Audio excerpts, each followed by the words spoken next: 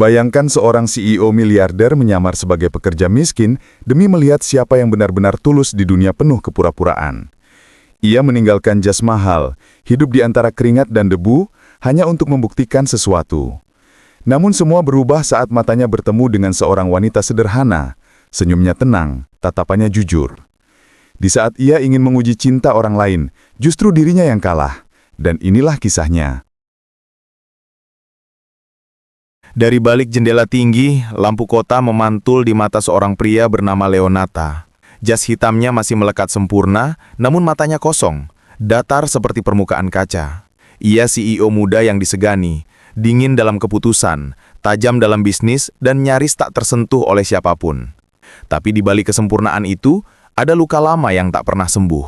Dulu, ia pernah mencintai seseorang yang hanya mendekatinya karena uang. Pengkhianatan itu menanamkan satu keyakinan di hatinya, cinta tidak nyata. Sejak hari itu, Leonata hidup hanya untuk bekerja, menumpuk kesuksesan tanpa tahu lagi rasanya tersenyum tulus. Suatu malam, sambil menatap refleksinya di jendela kantor, ia teringat ucapan salah satu bawahannya. "Tuan, mungkin Anda tidak tahu bagaimana hidup sebagai orang biasa." Kalimat itu menancap dalam. Untuk pertama kalinya dalam hidupnya, Leonata ingin tahu bagaimana rasanya diperlakukan tanpa nama, tanpa kekuasaan, tanpa uang. Ia ingin melihat dunia dengan mata orang kecil dan mungkin menemukan jawaban atas kekosongan di dadanya. Maka malam itu, keputusan besar lahir. Ia akan menyamar sebagai pekerja miskin. 3 hari kemudian, seorang pria dengan pakaian lusuh dan wajah sedikit kotor melangkah masuk ke gudang logistik milik perusahaannya sendiri. Namanya ia ubah menjadi Leo. Tak ada yang mengenalinya. Ia bekerja sebagai buruh harian, mengangkat dus berat dari pagi hingga malam. Keringat menetes, tangan melepuh, tubuhnya pegal. Tapi anehnya, di tengah kerasnya pekerjaan itu, Leonata merasakan sesuatu yang belum pernah ia rasakan. Ketenangan. Tak ada orang yang tunduk karena jabatan, tak ada yang menjilat karena takut. Semua orang sama. Disinilah, untuk pertama kalinya, ia bisa bernafas tanpa topeng. Hari ketiga, ketika jam makan siang tiba, ia melihat seseorang berjalan ke arahnya. Seorang wanita sederhana membawa nampan berisi kotak bekal untuk para pekerja. Wajahnya lembut dengan senyum hangat yang membuat suasana gudang seolah lebih terang.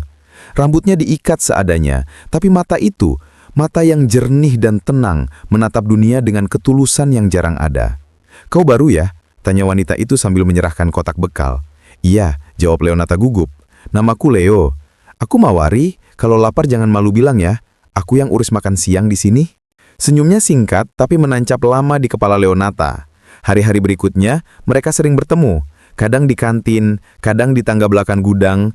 Mawari selalu membawa roti lebih, membagikannya diam-diam padanya. "Kau terlihat seperti orang yang belum terbiasa kerja kasar," katanya sambil tertawa kecil. Leonata menahan diri agar tidak terlihat kikuk. "Dulu aku kerja di tempat berbeda, sekarang ingin mulai dari bawah." "Mulai dari bawah?" Mawari mengangkat alis. "Kau aneh juga." "Mungkin, tapi di sini aku merasa hidup." Dari hari ke hari, mereka semakin dekat. Leonata terkejut dengan betapa sederhana dan tulusnya Mawari. Ia tak pernah mengeluh tentang hidupnya, meski gajinya kecil dan ibunya sakit di rumah. Ia bahkan menolak uang lebih dari rekan kerja yang kasihan. "Aku tidak mau dikasihani," katanya tegas. Kalimat itu menghantam hati Leonata. Ia mulai melihat dunia dari sisi yang tak pernah ia pahami. Keras, tapi jujur. Suatu malam, hujan turun deras saat mereka berdua pulang lembur. Mawari membuka payung kecil, menatapnya, lalu tersenyum. "Kau mau jalan bareng?" Ia mengangguk. Mereka berjalan berdua dalam keheningan, hanya suara hujan yang menemani. Di tengah jalan, Mawari berkata pelan, "Kau tahu, kadang aku iri sama orang kaya, tapi kadang aku juga kasihan." "Kasihan?"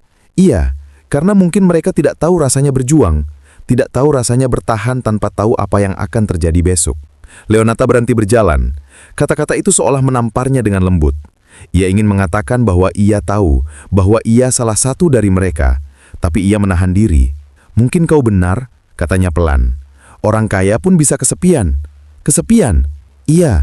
Mawari menatapnya lama, dan saat itu juga Leonata tahu, perasaannya sudah berubah.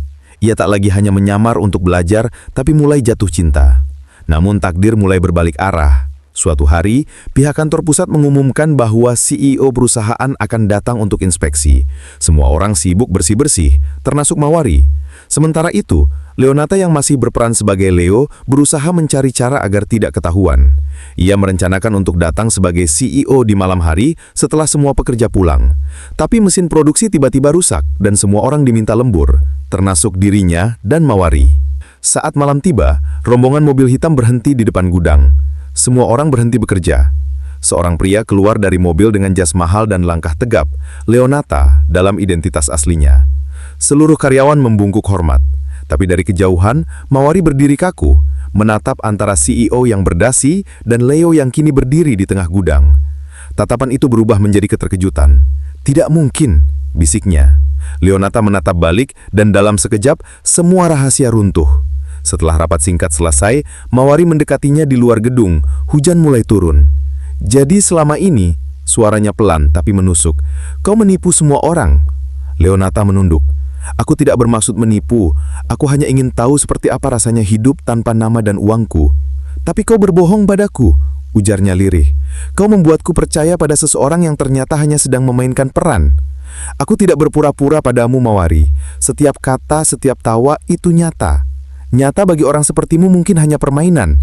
Tapi bagi orang seperti aku, itu dunia. Ia pergi dalam hujan, meninggalkan Leonata berdiri sendiri. Sejak malam itu, hidup Leonata kembali kosong.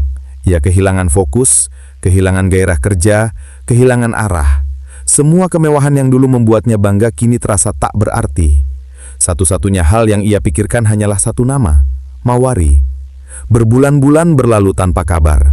Hingga suatu hari, dalam perjalanan bisnis ke sebuah daerah kecil, mobil Leonata berhenti di pasar karena ban bocor.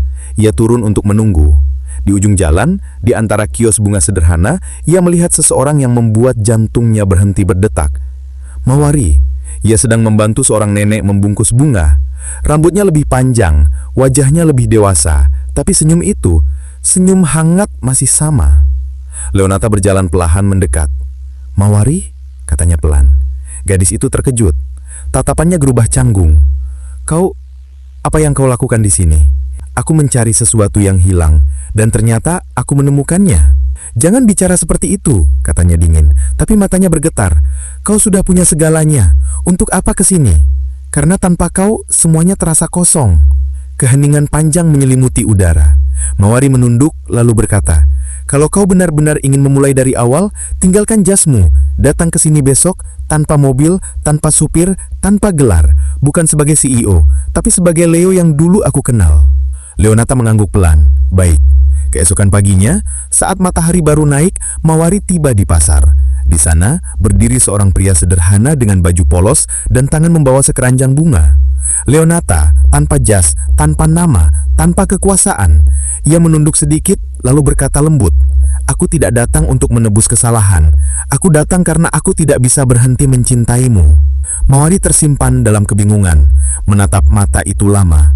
Ada luka, ada penyesalan, tapi juga ketulusan yang tak bisa disembunyikan. Kau masih keras kepala, ujarnya pelan. Mungkin Leonata tersenyum kecil. Masih keras kepala, tapi kali ini keras kepala untuk alasan yang benar. Mereka saling menatap dan dunia terasa berhenti. Di tengah aroma bunga dan cahaya pagi, dua hati yang pernah hancur akhirnya menemukan arah baru, bukan karena status, tapi karena keberanian untuk mencintai tanpa topeng. Dan di saat itu, Leonata sadar, bukan kekayaan yang membuat seseorang berharga, tapi siapa yang membuatmu ingin jadi manusia yang lebih baik. Tamat.